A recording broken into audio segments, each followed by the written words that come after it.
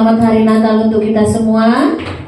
Ini adalah minggu terakhir di bulan Desember dan juga bulan terakhir di tahun 2024. Kita bersyukur Tuhan senantiasa setia dalam kehidupan kita.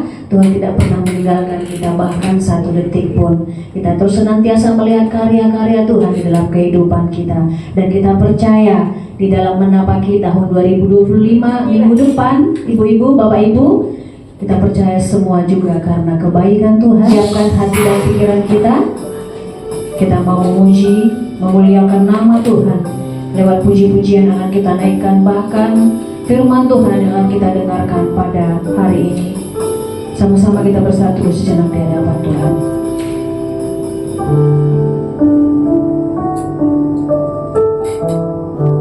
Mari kita berdoa. Sungguh kami mengucap syukur Tuhan untuk segala berkat kebaikan-Mu ya Bapa, yang Engkau nyatakan dalam kehidupan kami pribadi lepas pribadi ya Tuhan.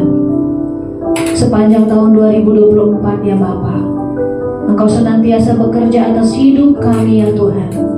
Kami boleh terus melihat akan kasih-Mu lewat perjalanan kehidupan kami ya Bapa. Terima kasih Tuhan, Engkau senantiasa memberikan kami kesempatan ya Bapa untuk hidup ya Bapa, menikmati kasih karunia yang daripada-Mu ya Bapa.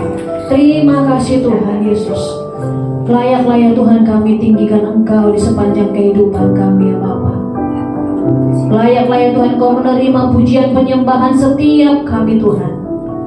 Itu yang dapat kami berikan kepada Engkau ya Bapa. Dan senantiasa ya Tuhan kami mau bersyukur kepada Engkau ya Bapa, menyerahkan hidup kami hanya kepada Engkau saja Tuhan. Biarlah ya Bapa di sepanjang hidup yang Kau berikan bagi kami, Engkau senantiasa yang menuntun kami ya Bapa. Engkau yang senantiasa berjalan di depan kami ya Tuhan. Engkau yang senantiasa menopang kami ya Bapa. Terima kasih Tuhan Yesus untuk segala yang Tuhan kerjakan bagi hidup kami.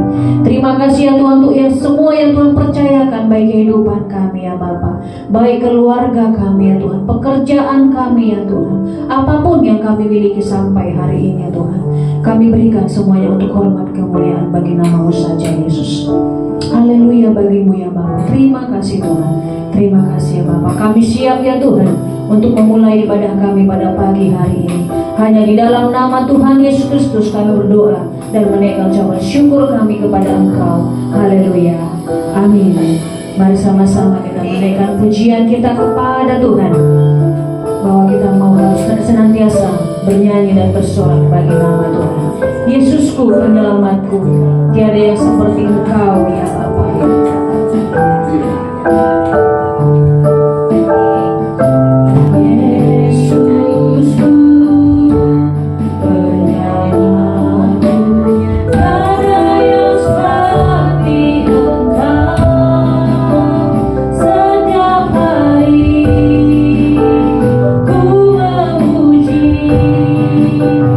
Keajaiban kasih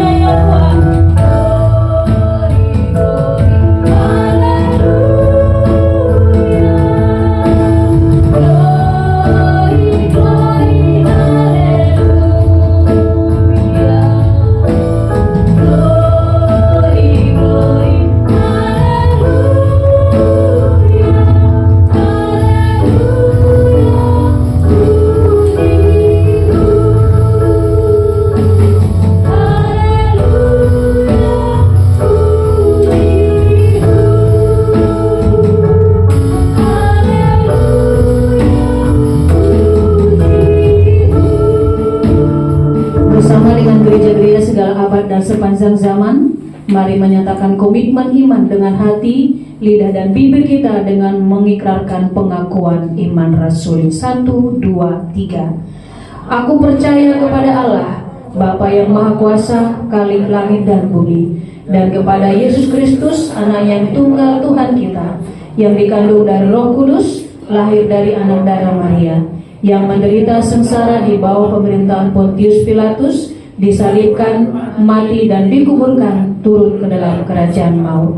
Pada hari yang ketiga, bangkit pula dari antara orang mati, naik ke sorga, duduk di sebelah kanan Allah, Bapa yang Maha Kuasa. Dan dari sana ia akan datang untuk menghakimi orang yang hidup dan yang mati. Aku percaya kepada Roh Kudus, gereja yang kudus dan am, persekutuan orang kudus, pengampunan dosa, kebangkitan tubuh, dan hidup yang kekal. Amin. Bapak Ibu silakan duduk kembali.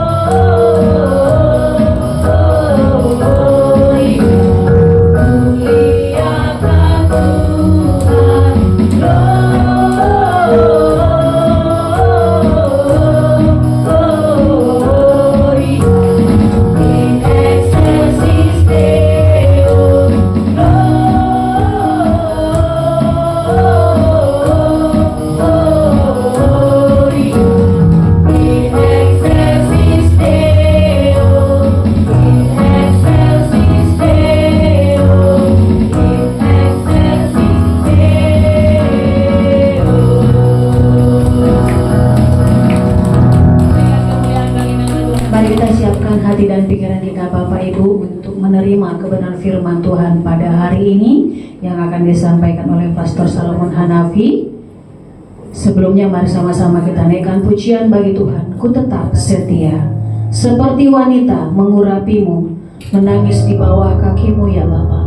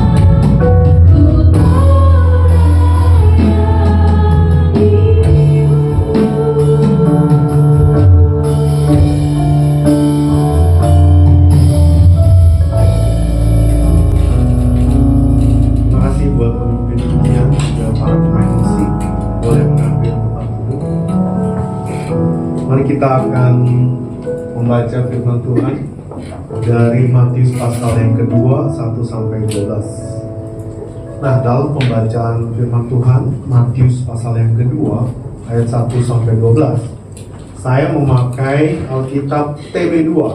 TB2 itu artinya terjemahan baru, terjemahan yang kedua. Ini adalah terjemahan paling terbaru dari Lembaga Alkitab Indonesia atau LAI yang diterbitkan oleh mereka tahun 2023, tahun lalu ya. Jadi kalau nanti di layar ada sedikit teks yang berbeda, tidak apa-apa ya, karena di layar adalah TB1 tahun 1974, tahun kelahiran saya. LAI menerbitkan TB1. 2023, berapa puluh tahun berikutnya baru TB2. Susah memang terjemahkan Alkitab ini. Tapi Alkitab kita diterima oleh Katolik dan juga oleh Kristen Protestan. Jadi untuk mencapai satu terjemahan yang benar-benar setia kepada tulisan aslinya, bahasa Yunani dan Ibrani-nya juga Aramaiknya, dan itu nggak sembarangan terjemah, main asal aja semau sendiri, tidak bisa. Itu ada aturannya. Jadi setepat mungkin, sejitu mungkin. Nah, LAI seperti yang kemarin ada Pendeta Anwar Chen adalah salah satu penerjemah. Ya, cukup luar biasa dipakai Tuhan. Ya, yuk kita baca yuk Matius 2 1 sampai 12. Saya baca buat Bapak Ibu Saudara. Orang-orang Majus dari timur. Sesudah Yesus dilahirkan di Bethlehem di tanah Yudea pada zaman Raja Herodes, datanglah orang-orang Majus dari timur ke Yerusalem dan bertanya-tanya, di manakah dia, raja orang Yahudi yang baru dilahirkan itu? Kami telah melihat bintangnya di timur dan kami datang untuk menyembah dia. Ketika Raja Herodes mendengar hal itu, terkejutlah ia beserta seluruh Yerusalem. Lalu dikumpulkannya semua imam kepala dan ahli Taurat bangsa Yahudi. Kemudian dimintanya keterangan dari mereka di mana Mesias akan dilahirkan. Mereka berkata kepadanya, di Bethlehem, di tanah Yudea, karena demikianlah ada tertulis dalam kitab Nabi, dan engkau Bethlehem, tanah Yehuda, engkau sekali-kali bukanlah yang terkecil di antara para pemimpin Yehuda, karena dari engkaulah akan bangkit seorang pemimpin yang akan menggembalakan umatku Israel. Lalu dengan diam-diam Herodes memanggil orang-orang Majus itu dan dengan teliti bertanya kepada mereka, kapan bintang itu tampak. Kemudian ia menyuruh mereka ke Bethlehem, katanya, pergi dan carilah anak itu dengan teliti, dan segera sesudah kamu menemukan dia, kabarkanlah kepadaku, supaya aku pun datang menyembah dia. Setelah mendengar kata-kata raja itu, berangkatlah mereka. Lihatlah, bintang yang mereka lihat di timur itu mendahului mereka, sehingga tiba dan berhenti di atas tempat anak itu berada. Ketika melihat bintang itu, mereka sangat bersukacita. Mereka masuk ke dalam rumah itu dan melihat anak itu bersama Maria, ibunya, lalu sujud menyembah dia. Mereka pun membuka tempat harta bendanya dan mempersembahkan persembahan kepadanya, yaitu emas, dupa, dan mur. Setelah diperingatkan dalam mimpi supaya jangan kembali kepada Herodes, pulanglah mereka ke negerinya melalui jalan lain. Amin. Kita berdoa dulu ya. Bapa dalam kerajaan surga, kami telah membaca sebagian dari firman Tuhan. Tolonglah kami semua, supaya bersama-sama juga dengan pelayan-Mu ini, kami dibangkitkan kembali dengan Roh-Mu yang kudus, diberi semangat, diberi pencerahan, pimpinan, teguran, bimbingan, juga kekuatan dalam kami meneruskan hari-hari kami, terutama untuk tahun baru yang mendatang akan kami alami. Kami rindu Kau terus menjadi Raja kami, pemimpin kami. Di dalam nama Tuhan Yesus kami berdoa. Haleluya. Amin. Ya, ini Yesus Sang Raja kekekalan. Nah, ini James Fowler di dalam bukunya yang berjudul Stages of Faith, halaman 4 dan seterusnya, dia berkata, manusia itu pasti memiliki sesuatu yang disembah atau dipujanya pada saat tertentu dalam hidupnya. Bahkan sekarang pada detik ini, setiap manusia termasuk kita pasti memiliki sesuatu yang kita sembah atau kita punya. Nah, entah pemujaan itu berupa kepada diri sendiri atau kepada materialisme atau sesuatu yang lain yang kita anggap tertinggi di dalam hidup kita. James Fowler juga mengatakan bahwa setiap manusia bisa saja berganti-ganti objek penyembahannya dalam hidupnya, dari satu objek pemujaan yang satu kepada objek pemujaan yang lainnya yang ditemukannya dalam hidup sang manusia masing-masing.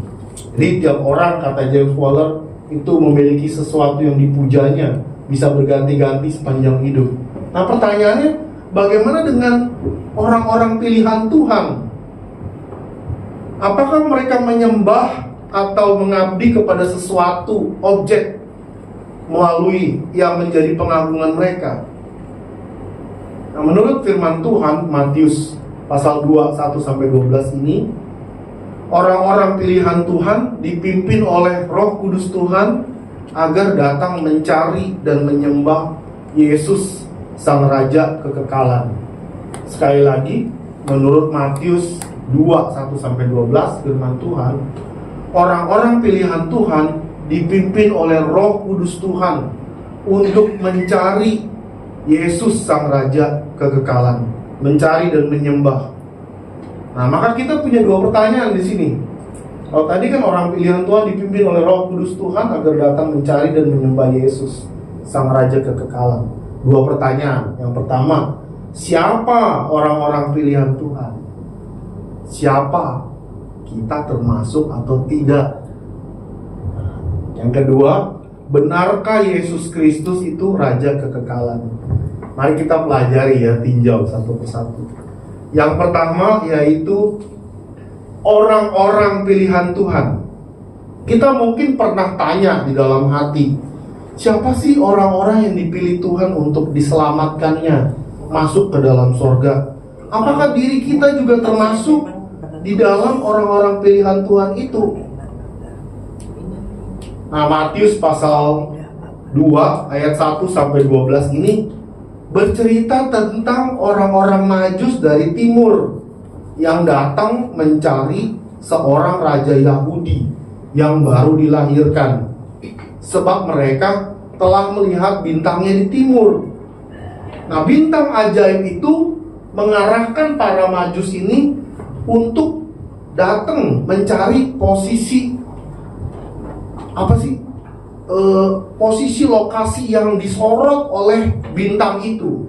Jadi ahli perbintangan itu mereka percaya bahwa setiap bintang itu ada koordinatnya menyorot ke bumi, posisi di bumi, ya, berkaitan dengan seorang raja baru yang telah dilahirkan untuk memerintah bangsa-bangsa. Nah, Bapak Ibu, cerita Matius pasal 2 1-12 ini bukan mitos, bukan legenda yang belum tentu benar.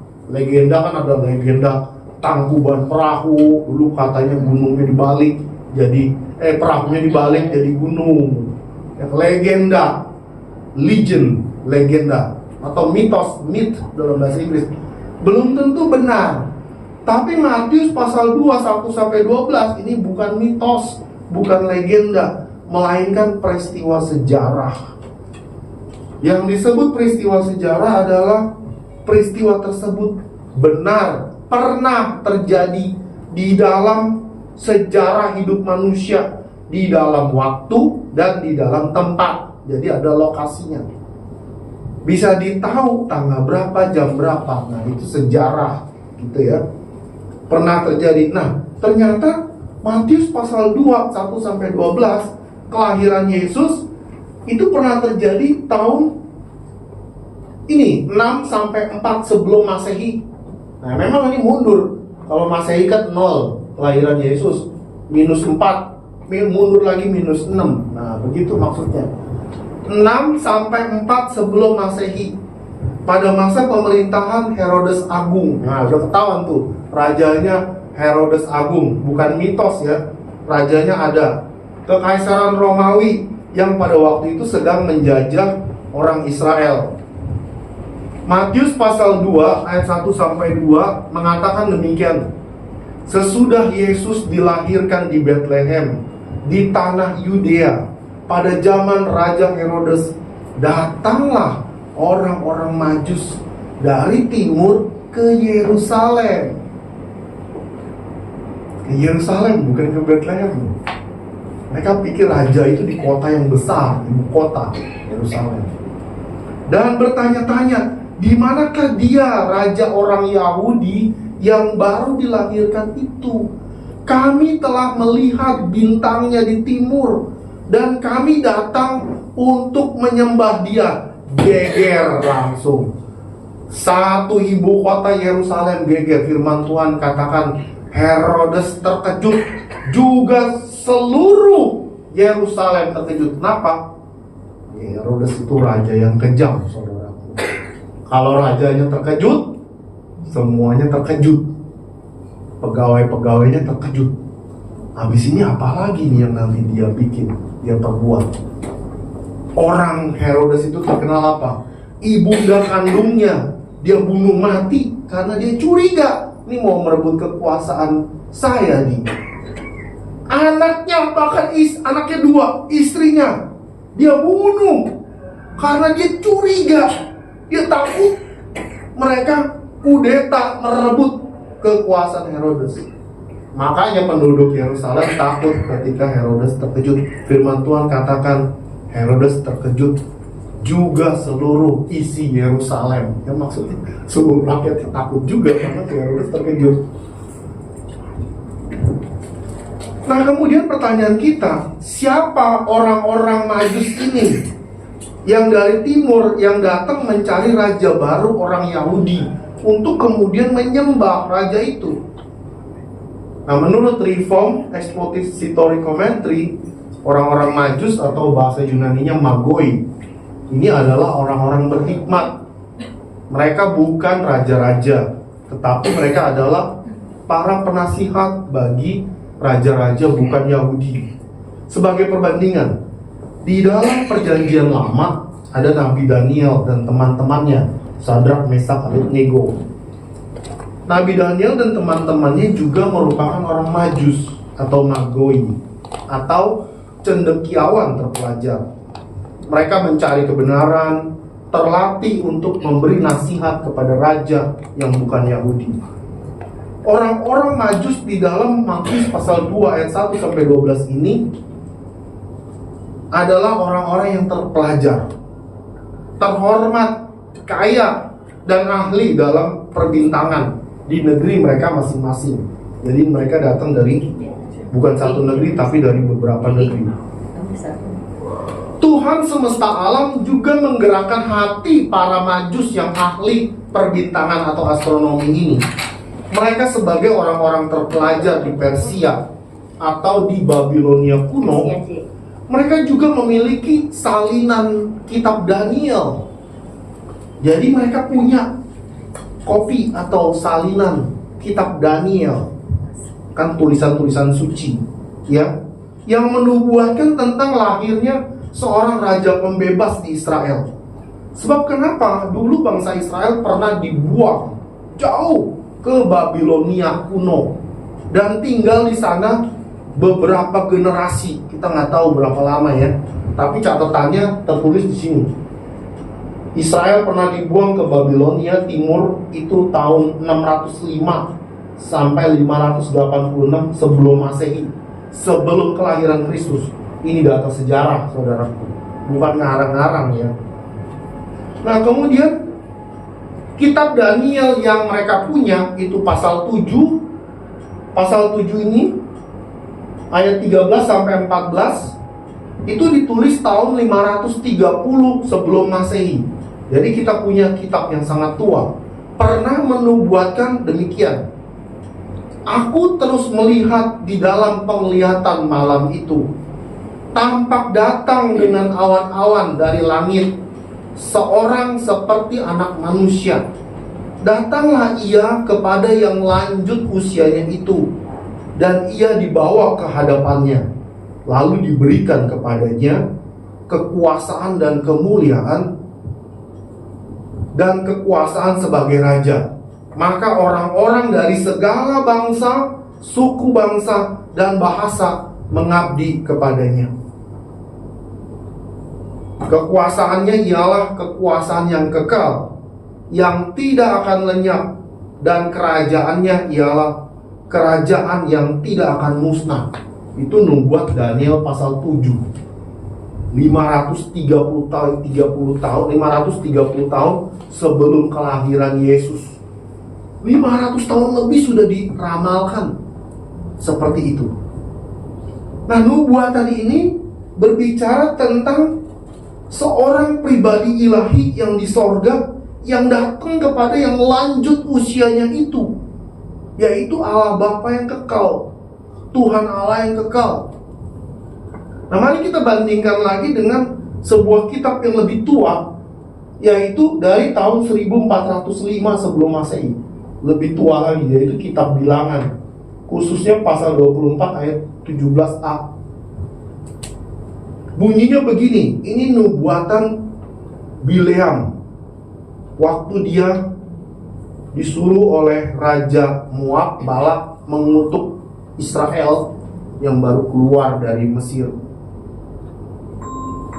Maunya si Bileam itu kutuk si orang-orang Israel itu.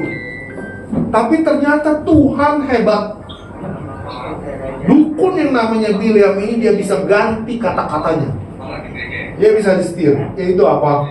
Kata Bileam, aku melihat dia, tetapi bukan sekarang.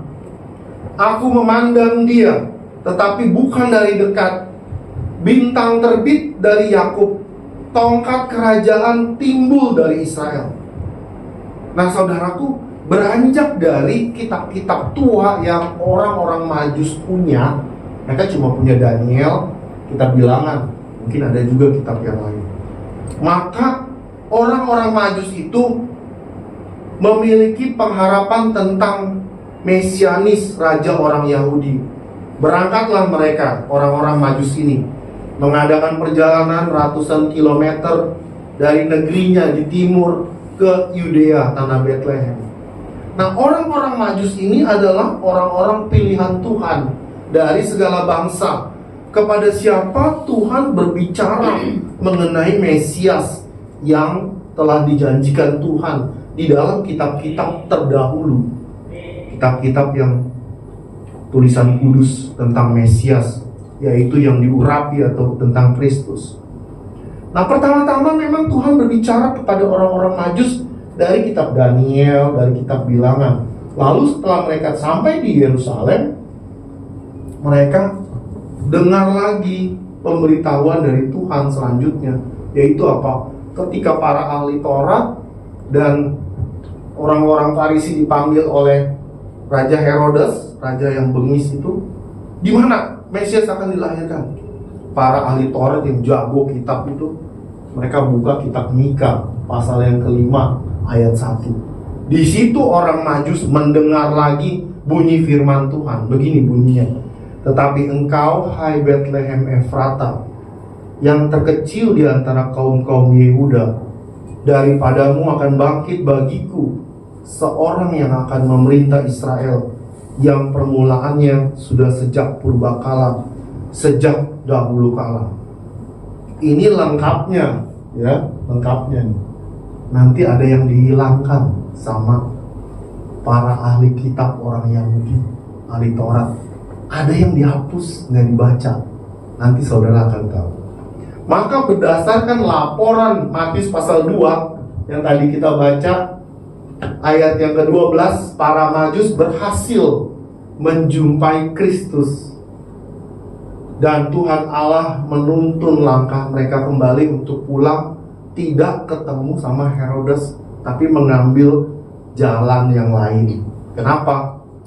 Mereka dikasih tahu, ini Herodes tidak baik niatnya. Ngomongnya sih mau menyembah Yesus, tapi bohong. Ternyata mau membunuh. Dalam pasal berikutnya saudara bisa baca, Herodes menggila. Dia pukul rata semua, bunuh semua anak 2 tahun ke bawah, karena dia tahu berdasarkan hitungan Yesus berumur 2 tahun atau kurang dari 2 tahun. Dibunuh semua. Maka ibu-ibu menangis semua yang waktu itu di Bethlehem karena anak-anak yang 2 tahun ke bawah dibunuh. Tapi Tuhan Allah telah melarikan Yesus lari dulu ke Mesir. Selamat ya, tidak dibunuh oleh raja ini. Nah saudaraku, saya ingin coba kita bandingkan lagi dengan satu kitab dari Perjanjian Baru, yaitu surat Efesus, tulisan Rasul Paulus dalam bahasa Inggris New Living Translation. Nanti saya terjemah ya. Karena ini tulisan Paulus ini menjelaskan tentang posisi rohani orang-orang pilihan Tuhan, termasuk posisi rohani orang Majus dan juga orang-orang lain yang Tuhan pilih dari segala bangsa, segala suku bangsa dan bahasa, juga dari waktu yang berbeda Tuhan pilih. Begini bunyinya. Don't forget that you Gentiles used to be outsiders. You were called uncircumcised heathens by the Jews, who were proud of their circumcision, even though it affected only their bodies and not their hearts. In those days, you were living apart from Christ. You were excluded from citizenship among the people of Israel, and you did not know the covenant promises God has made to them. You lived in this world without God and without hope. But now you have been united with Christ Jesus. Once you were far away from God, but now you have been brought near to Him through the blood of Christ. Yang artinya demikian. Jangan lupa bahwa kamu atau kita dahulu disebut sebagai orang-orang dari lingkaran luar, dari orang-orang Yahudi, bangsa pilihan Allah. Kamu atau kita disebut sebagai orang-orang tak bersunat, atau lagi lebih kasar lagi, orang kafir menurut hukum agama Yahudi. Walaupun kebanggaan keyahudian mereka, ini Rasul Paulus katakan, hanya berefek pada jasmani mereka, tidak mengubah hati kerohanian mereka. Kita dulu, ini termasuk orang-orang Kristen semua ya dari segala zaman, kita dulu tidak tahu perjanjian-perjanjian ilahi yang Tuhan ikat dan Tuhan berikan kepada orang-orang Israel, bangsa pilihan Allah. Tetapi sekarang firman Tuhan bilang, Efesus ini, kita yang dahulu jauh secara rohani telah ditariknya untuk ikut perjanjian kekal sorgawi melalui darah yang kudus dari Tuhan Yesus Kristus. Nah, orang-orang pilihan Tuhan ini, dalam contoh ini adalah orang-orang Majus, digerakkan oleh Roh Kudus Tuhan untuk mencari dan datang menyembah Yesus Kristus, Sang Raja Kebenaran.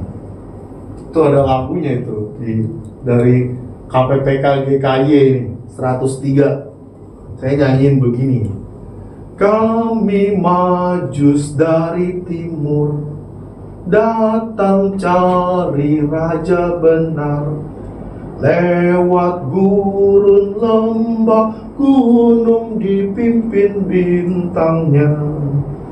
Kami majus dari timur, datang cari raja benar. Lewat gurun lembah, gunung dipimpin bintangnya. Oh, bintang timur yang cerah, bintang raja mulia, dan memimpin langkah kami sampai jumpa terangnya, sampai jumpa terangnya, sampai jumpa terangnya. Mengata lagi kan? Apakah engkau juga termasuk orang-orang pilihan Tuhan yang digerakkan oleh Roh Kudus Tuhan melalui firman tertulisnya ini, yaitu kitab-kitab terdahulu dan juga kitab-kitab Injil tertulis, untuk datang kepada Sang Raja kekekalan, yaitu Yesus Kristus, yang menurut Mika pasal 5 ayat 1, permulaannya sudah sejak purbakala, sejak dahulu kala. Dan menurut kitab Daniel pasal 7:14, kekuasaannya kekal, tidak akan lenyap, dan kerajaannya ialah kerajaan yang tidak akan musnah, Yesus Kristus Sang Raja kekekalan. Nah, itu pertanyaan kita yang pertama. Pertanyaan kita berikutnya, benarkah Yesus Kristus ini adalah Sang Raja kekekalan? Kita ngaku atau kita nggak ngaku, setiap kita ini di sini, di dalam hati dan tujuan hidup kita, pasti kita menyembah sesuatu. Baik itu sesuatu itu kita sadari, kita udah tahu, maupun kita tidak sadar. Juga orang-orang sekeliling kita, keluarga kita, pasti ada yang disembah, yang paling tinggi. Sehingga itu yang menyebabkan actionnya, tindakannya, keputusannya, kata-katanya, apa saja yang dia kejar, itu adalah untuk yang itu. Kalau orang yang materialisme, ya udah, itu paling tinggi, Tuhannya adalah materi, bukan Tuhan Yesus. Saudara dan saya kaya, baru dia hargai. Kalau yang miskin, gak ada uang, dia nggak mau lihat. Karena apa? Yang jadi Tuhan adalah materi, kekayaan. Tapi Tuhan Yesus tidak. Tuhan Yesus tetap menghargai baik yang ada uang maupun yang tidak ada uang. Karena uang itu kan memang titipan ya dari Tuhan ya, digunakan untuk kemuliaan Tuhan. Ada juga yang terlalu mengagungkan anak misalnya. Orang tua punya anak 2, tapi yang satu, nah terutama anak orang Tionghoa nih, saya kan juga Tionghoa kan, jadi saya boleh lah kritik orang Tionghoa ya. Orang-orang Chinese satu Tionghoa itu, zaman dulu ya, nggak tahu zaman sekarang, mudah-mudahan sudah berubah. Itu suka anak laki, sama anak perempuan beda. Kalau anak laki sayangnya minta ampun, sayang sekali. Anak perempuannya menderita di dalam rumah itu seperti dinomor 2-kan gitu. Tapi nanti kalau orang tua sudah tua ini, papa mama sudah tua, yang pelihara orang tua biasanya anak cewek. Anak laki biasanya sudah ikut istrinya, udah nggak mau tahu. Nah itu bisa mempengaruhi pembagian wasiat juga. Saya sendiri nggak ngamin sih, saya tahu juga. Saya nggak usah cerita panjang lah. Sakitnya tuh di sini. Ya. Nah, diakui atau tidak diakui, setiap kita itu memiliki tujuan hidup yang menandakan kita menyembah sesuatu. Nah, sesuatu yang tidak kita sadari itu telah menjadi raja di dalam hati kita. Namun orang-orang pilihan Tuhan yang memang telah direbut hatinya oleh Tuhan di dalam cinta kasih sorgawi, dalam anugerah Tuhan, kita direbut ya. Maka yang menjadi raja buat kita adalah Tuhan Yesus Kristus, Sang Raja kekekalan. Firman Tuhan bilang ya, pengajaran reform loh ini, kita jadi orang Kristen itu bukan karena kita baik, bukan. Sama seperti Rasul Paulus, dia jadi orang Kristen, jadi Rasul Kristus Yesus bukan karena dia baik, bukan. Jahat sekali dia membunuh Stefanus kok, dia menganiaya orang-orang Kristen.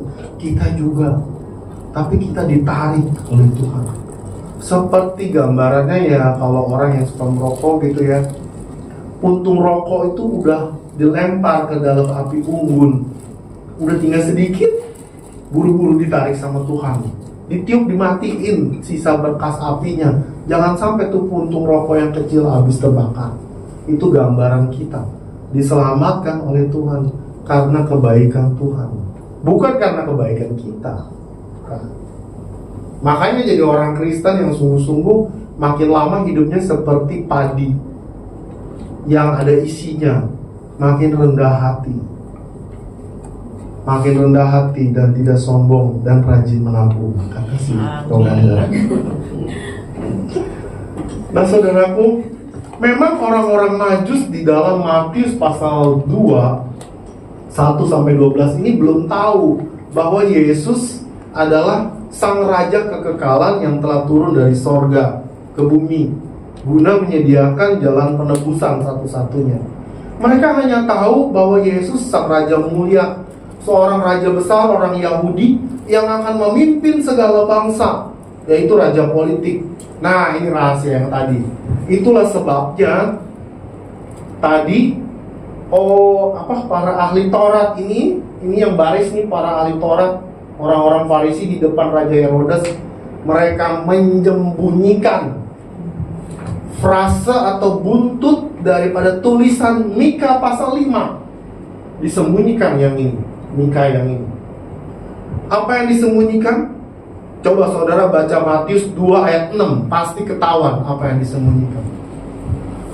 Yang disembunyikan adalah frase yang permulaannya sudah sejak purbakala, sejak dahulu kala. Jadi mereka tidak ucapkan itu. Di mana Mesias akan dilahirkan? Di Bethlehem, tanah Yehuda. Udah stop. Mereka nggak baca. Yang permulaannya Mesias itu sudah sejak purbakala, sudah sejak dahulu kala. Mereka tidak ucapkan. Kenapa? Karena mereka percaya Mesias itu adalah raja politik yang hebat, seperti panglima perang, untuk bisa membebaskan dari tentara Romawi. Sekali lagi, para murid Yesus juga tahu belakangan. Para murid Yesus baru tahu Yesus bukan raja politik itu belakangan. Yesus raja rohani, raja kekekalan. Yaitu apa? Kapan? Setelah Yesus bangkit dari antara orang mati. Lebih jelas lagi setelah Yesus menampakkan diri berulang-ulang sesudah kebangkitannya. Jadi kita ada temennya nih. Kalau kita bebal hatinya ya susah sekali percaya Tuhan. Para murid Yesus juga bebal juga. Udah dikasih tahu kayak Thomas gitu ya, Yesus sudah bangkit, nggak percaya. Minta coba pegang tangan Yesus, lambung Yesus. Setelah dikasih lihat sama Tuhan Yesus nyata di depan dia, baru dia tunduk, baru dia mengaku ya Tuhanku dan Allahku, dan menjadi kredo pertama, pengakuan iman pertama di dalam kitab suci. Jadi banyak pengakuan iman ya. Nah saudaraku, Tuhan Yesus setelah kebangkitannya berkata di dalam Matius pasal yang ke-28 ini, katanya, kepadaku telah diberikan segala kuasa di sorga dan di bumi. Karena itu pergilah, jadikanlah semua bangsa muridku, dan baptislah mereka dalam nama Bapa dan Anak dan Roh Kudus. Nah saya ingin agak sulit sedikit. Saya ingin kita menyoroti frase ini, raja orang Yahudi. Kita bandingkan Matius 2 ayat 2 sama Matius 27 ayat 37. Lalu nanti kita hubungkan dengan Matius 1:21 dan 28 ya. Coba ya kita periksa ya. Di dalam Matius 2 ayat yang kedua, yang ini, Frase raja orang Yahudi yang baru dilahirkan itu memang berbicara tentang Yesus, keturunan Daud, asli keturunan Ibrahim. Memang layak, Yesus layak atau sah menduduki tahta Daud. Bukan Herodes ya, karena Herodes itu keturunan Edom. Dia diangkat menjadi raja oleh Romawi. Tetapi Yesus layak menjadi raja karena dia sesuai dengan kitab-kitab nubuatan tentang dia. Yesus dilahirkan sesudah penggenapan itu pas, dan dia statusnya adalah raja walaupun dia masih batita di bawah 3 tahun. Lahirnya di kandang domba, bukan di istana. Tidak punya tentara, tidak punya kekayaan, tetapi menurut firman Tuhan dia adalah raja Mesias surgawi. Herodes yang walaupun dalam istana dan punya kekuatan kuasa, tapi dia bukan raja yang sesungguhnya. Nah, kemudian kita bandingkan lagi dengan satu lagi yang di sini, Matius 27 ayat 37. Di situ ada juga tulisan raja orang Yahudi, yaitu tulisan yang ditulis oleh Pilatus di salib Yesus. Inri, inilah raja orang Yahudi, Yesus. Para ahli Taurat bilang ganti, kita nggak ngaku kok. Tidak, kata Paulus, apa yang sudah kutulis. Hebat juga dia ya, sebagai pemimpin politik saat itu ya. Ibu-ibu nanti kalau jadi pemimpin politik harus kencang kayak gitu ya, jangan mau diubah gitu. Harus prinsipnya ya seperti apa, itu yang ditulis. Maka ditulislah oleh Pilatus, Inri, inilah raja orang Yahudi. Nah, raja yang di Matius pasal 27 ini konteksnya penderitaan, di mana raja itu disalibkan. Ya, memang Yesus menyelesaikan misi penebusan sorgawi buat manusia berdosa. Nah, dia selesai. Yesus menunaikan tugasnya sebagai jalan penebusan satu-satunya. Nah, kita lanjut lagi ya. Memang agak panjang, tapi memang saya harus begini karena ini pelajaran Kristen. Di dalam Kisah Para Rasul 8 ayat yang kelima, Stefanus mulai memberitakan Yesus itu raja kekekalan. Dia memberitakan Injil bukan kepada orang Israel, tapi musuhnya orang Israel, orang Samaria yang direndahkan oleh Yahudi. Di dalam Kisah Para Rasul 9, Tuhan mempertobatkan Saulus. Saulus tadinya sangat keras dalam Yudaisme. Akhirnya dia mengerti benar bahwa Yesus adalah sang raja kekekalan yang menjelma menjadi manusia yang kudus guna menyediakan penebusan dosa. Setelah selesai, Yesus naik ke surga, kembali lagi kepada kekekalan, tempatnya di surga. Di dalam Kisah Para Rasul 10, Rasul Petrus baru mengerti bahwa Tuhan Allah bukan hanya mau selamatkan orang Yahudi saja, tapi orang-orang lain. Bayangkan saudaraku, para murid Yesus, rasul-rasul baru ngerti setelah Yesus naik ke surga. Ya, kita nggak bisa lah terlalu menuntut diri kita ya. Memang sih kita harus menuntut, maksudnya baca firman Tuhan baik-baik, tapi kenyataan rohaninya begitu saudara. Para murid pun sempat ketika Yesus itu udah disalib, Petrus mancing lagi di pinggir laut Danau Galilea. Kecewa dia cuma cari ikan saja. Yesus menampakkan diri kepada dia. Apakah engkau mengasihi aku, Petrus? 3 kali. Sampai nangis dia. Sejarahnya mengatakan ketika itu, waktu itu terjadi penganiayaan sangat besar, para murid dianiaya semua. Petrus satu kali, di sejarah Katolik yang mengatakan Petrus mau lari dari Yerusalem. Dia ketemu lagi penampakan Yesus. Duh, kok Rabi, kau mau balik lagi ke Yerusalem? Aku mau disalib lagi. Baru dia sadar, dia nangis. Petrus balik lagi ke Yerusalem, nggak takut. Petrus bilang, kalau Romawi mau salibkan aku, jangan seperti Tuhanku begini. Aku tidak layak. Aku dibalik aja, kepalaku di bawah. Dia disalib, kepalanya di bawah. Dia waktu itu dia mati martir sebagai kekristenan pertama. Yohanes pasal 1 ayat 1 mengatakan firman yang telah menjelma menjadi manusia. Firman itu namanya Yesus. Menurut Matius 1:21, arti nama Yesus ialah Dialah yang akan menyelamatkan umatnya dari dosa mereka. Mau ikut siapa lagi yang lebih jelas? Saya pikir firman Tuhan kita sangat jelas dibandingkan dengan yang lain-lain. Saya tidak usah sebutkan ya. Nah saudaraku, karena datang mencari dan menyembah Yesus, maka orang-orang Majus menerima sukacita yang diberikan oleh Yesus Kristus Sang Raja Kekal ini.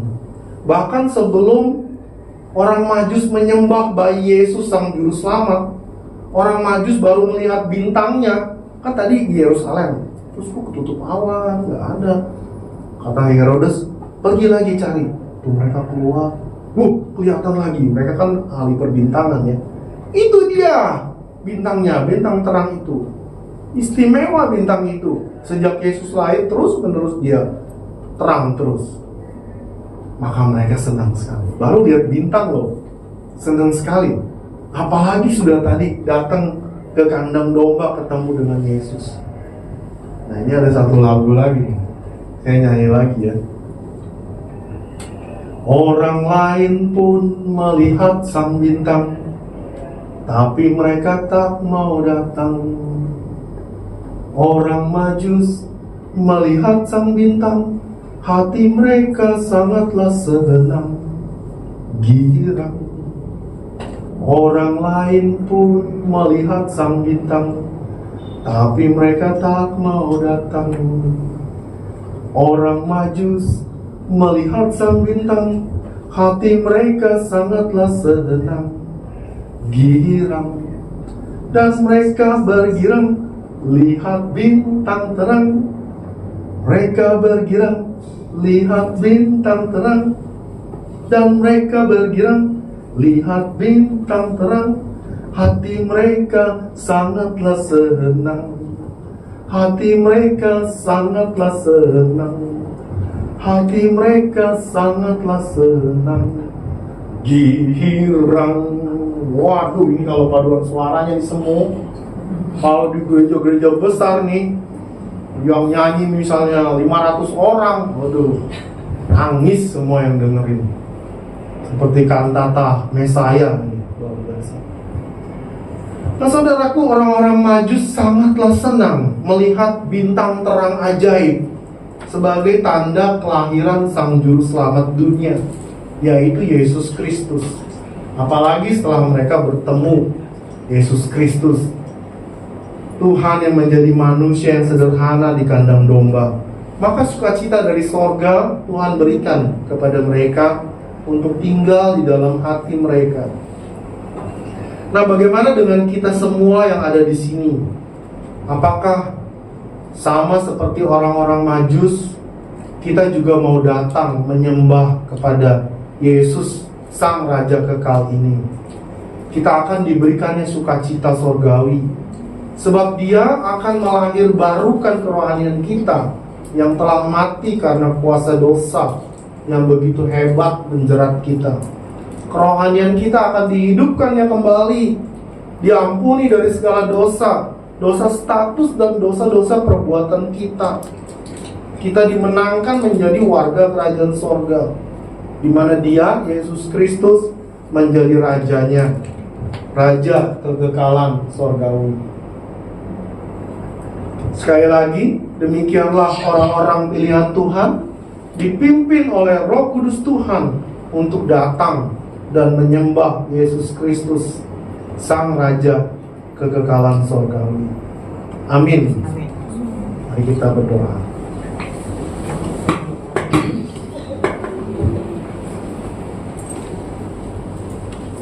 Tuhan Yesus Kristus, Sang Raja kekekalan sorgawi, kami telah belajar firman Tuhan dari kitab-kitab terdahulu maupun kitab-kitab Injil. Seringkali kami seperti biasa mendengar hal ini, tetapi kami seharusnya mendalami iman kami kepadamu, sehingga kami seperti orang-orang Majus yang mencari Engkau dengan kerinduan yang amat sangat, dan sukacita sorga Engkau berikan kepada mereka juga kepada kami ketika kami menemukan juru selamat yang sejati. Mungkin di antara kami sudah percaya kepadamu Tuhan, tapi kami bawa padamu sanak saudara kami. Satu persatu kami akan sebutkan nama mereka setiap hari. Tuhan, tunjukkanlah belas kasihan anugerah-Mu Tuhan kepada sanak saudara kami.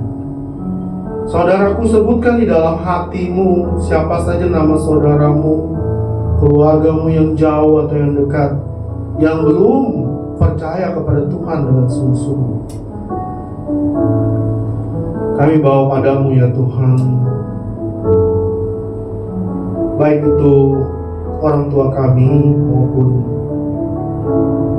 pasangan hidup kami, maupun anak menantu ataupun cucu yang baru lahir, kakak atau adik kami Tuhan sekandung, ataupun kakak atau adik tiri Tuhan yang Kau berikan dalam hidup kami bergabung dalam satu rumah. Biarlah Engkau membukakan anugerah sorgawi untuk mereka mengenal Tuhan Yesus Kristus, menunjukkan bahwa Engkau Raja kekekalan sorgawi yang mampu mengampuni dosa-dosa mereka, yang juga mematahkan kesombongan rohani mereka dengan memperlihatkan bahwa mereka tidak bisa apa-apa melawan kuasa dosa. Hanya Engkau saja Tuhan Yesus. Ini doa kami ya Tuhan, sertalah dengan kami di dalam hidup kami, memberitakan firman-Mu sebagai Tuhan Raja kekekalan. Dalam nama Tuhan Yesus kami berdoa. Amin. Puji nama Tuhan. Terima kasih untuk Pastor Salomon Hanafi yang sudah menyampaikan kebenaran firman Tuhan untuk kita semua pada siang hari ini. Tuhan senantiasa memberkati Pastor Salomon Hanafi. Bapak Ibu, mari sama-sama kita mempersiapkan persembahan kita untuk kita berikan kepada Tuhan. Dan dengan kasih Kristus nanti Saudari Rahel yang akan menjalankan kantor persembahan. Mari sama-sama kita naikkan pujian bagi Tuhan. Kita sorga bergema.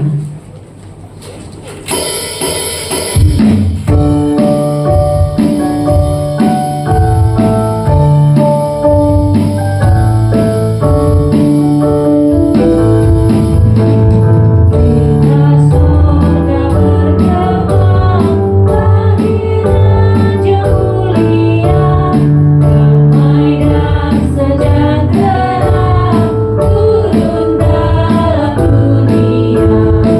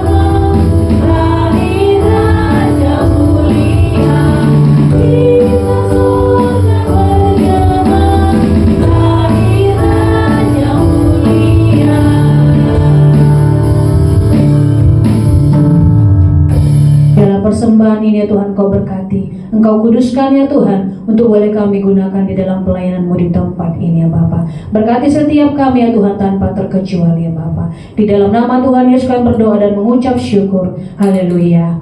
Amin. Untuk pengumuman saya serahkan kepada Shalom semuanya.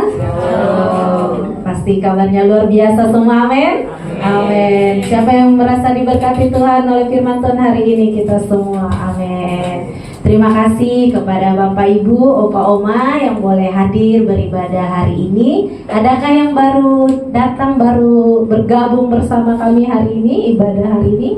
Oh, ada orang-orang yang setia semua, amin. Amin. Puji nama Tuhan. Saya mau menginformasikan tanggal 31 kita ada ibadah tutup tahun ya. Di tempat ini jam 5 sore.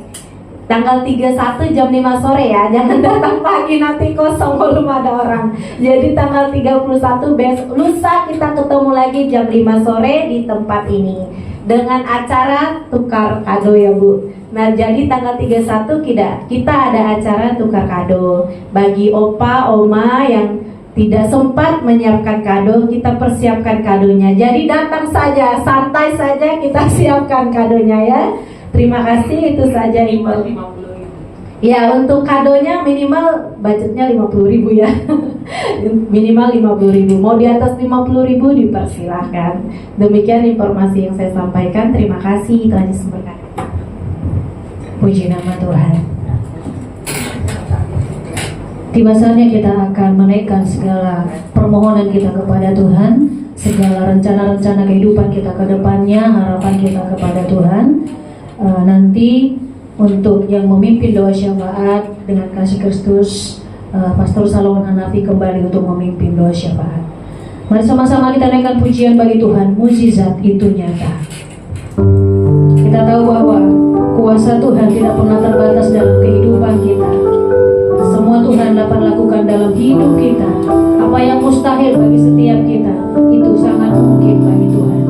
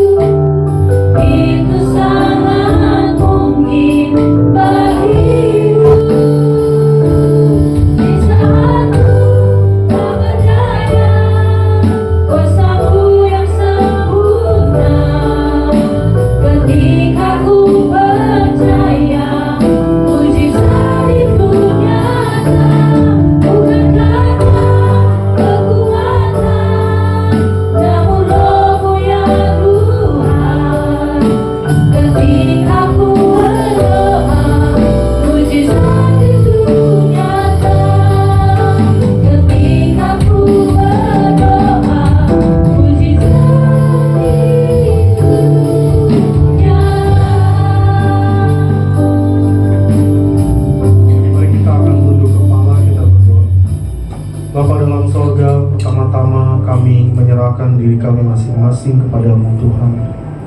Di akhir tahun ini Engkau tahu siapa kami, keadaan-keadaan kami masing-masing, kerohanian kami masing-masing. Kami menyerahkan hidup kami kepadamu Tuhan, agar Engkau pimpin kami, supaya kami diberikan hikmat untuk melakukan firman Tuhan, supaya kami diajari untuk melakukan apa yang harus kami lakukan tiap-tiap hari, bahkan untuk kedepannya. Ketika Engkau melihat kami sakit, ya Tuhan, kami kurang sehat, mohon Tuhan jamah kami umat-Mu di sini. Berikanlah kesembuhan ya Tuhan, berikanlah kekuatan, berikanlah kepada tubuh jasmani kami maupun pikiran kami satu sehat, satu semangat yang baru Tuhan. Bahkan keinginan untuk melawan penyakit dengan gigih. untuk kami bisa melayani Engkau lebih baik lagi. Baik di dalam keluarga, kami boleh melayani keluarga kami dengan bekerja hari demi hari karena kesehatan yang Kau berikan kepada kami. Baik kami boleh berdoa, kami boleh menyanyi buat Tuhan ketika kami sehat. Tuhan, kami menyerahkan pekerjaan kami masing-masing kepada Tuhan, terutama untuk tahun yang akan datang. Mohon berkat-Mu atas kami semua.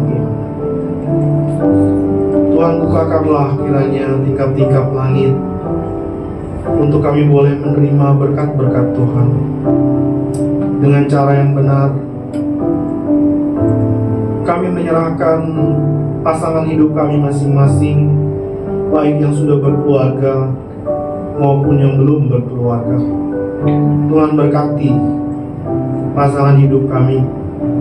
Kami menyerahkan anak-anak kami, Tuhan, supaya Kau berikan kecerdasan di dalam rumah tangga. Tuhan, tolong berikan damai sejahtera, Tuhan. Berikan kasih sayang dari sorga. Berikan rasa toleransi, pengertian satu sama lain.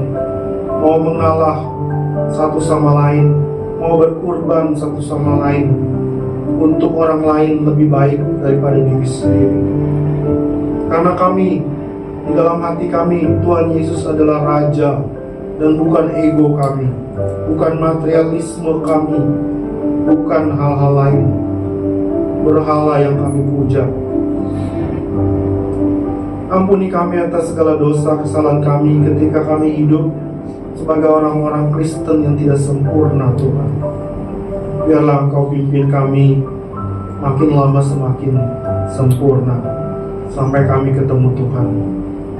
Kami menyerahkan anak-anak kami yang sekolah, masa depan mereka, Tuhan. Bahkan teman-teman mereka, Tuhan, jaga. Jauhkan anak-anak kami dari segala hal yang jahat, dari sakit penyakit.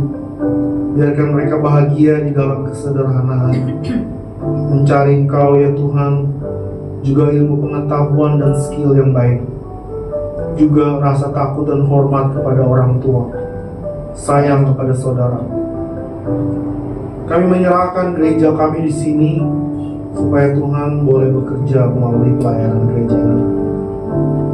Kami serahkan bangsa negara kami ya Tuhan, presiden kami, kabinet yang dipilihnya, juga para pemimpin daerah.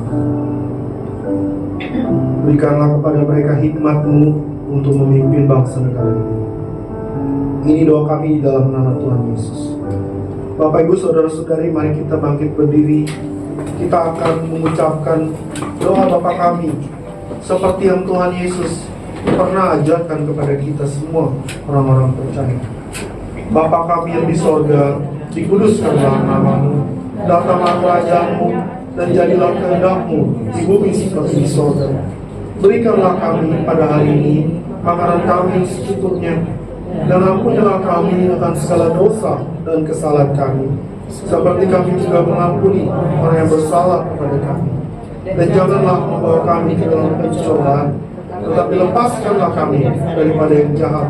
Karena Engkau yang punya kerajaan dan kuasa dan kemuliaan sampai selama-lamanya. Amin.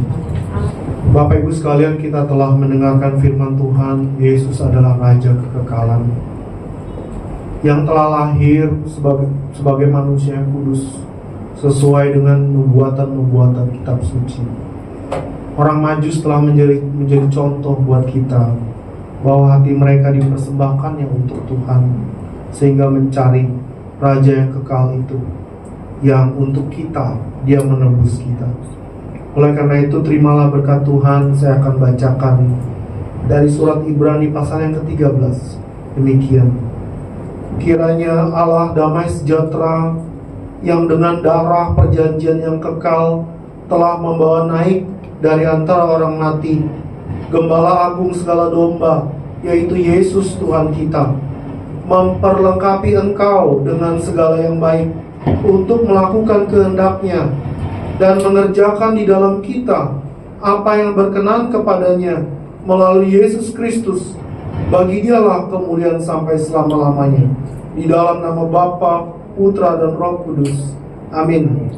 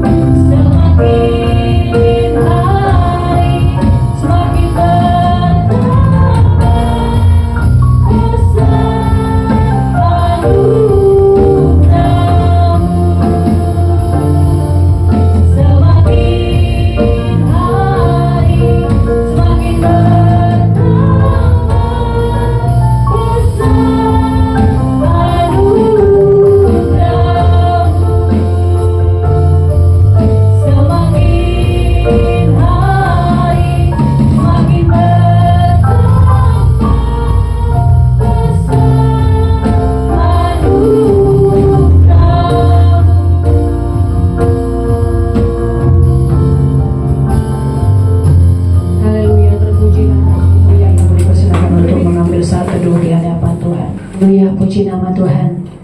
Ibadah kita hari ini telah selesai. Bapak Ibu, selamat hari Minggu untuk kita semuanya. Dan silakan memberikan salam satu dengan yang lain dan sambil menikmati fellowship di belakang yang kami sediakan. Terima kasih. Ya, ada pengumuman tambahan. Selesai ibadah ada latihan kurs sebentar ya, karena kita diminta untuk mengisi acara paduan suara tanggal 4 sore di Natal Pengelola Apartemen Grand Emerald. Kita juga akan memberikan polling form nanti di grup ya untuk Bapak Ibu Saudara sekalian yang mau untuk melayani sebagai penyambut tamu, usher, atau sebagai singer, atau sebagai worship leader, atau pemain musik. Mungkin ada Bapak Ibu di sini yang punya talenta bisa memainkan musik, silahkan ya, nanti silahkan diisi nanti pollingnya di grup ya untuk kita bisa melayani bersama-sama. Oke, terima kasih semuanya. Selamat hari Minggu, Tuhan Yesus memberkati. Kami maju dari timur, datang cari Raja benar, lewat gurun lembah gunung dipimpin bintangnya. Oh, bintang timur yang cerah, bintang Raja mulia, dan memimpin langkah kami sampai jumpa terangnya. Lahir Raja damai baka, masku bawa kepadanya. Dia memerintah umatnya sampai selamanya. Oh, bintang timur yang cerah, bintang Raja mulia, dan memimpin langkah kami sampai jumpa terangnya. Aku bawa persembahan, dupanan harum kemenyan, lambang doa yang beriman kiranya berkenan. Oh, bintang timur yang cerah, bintang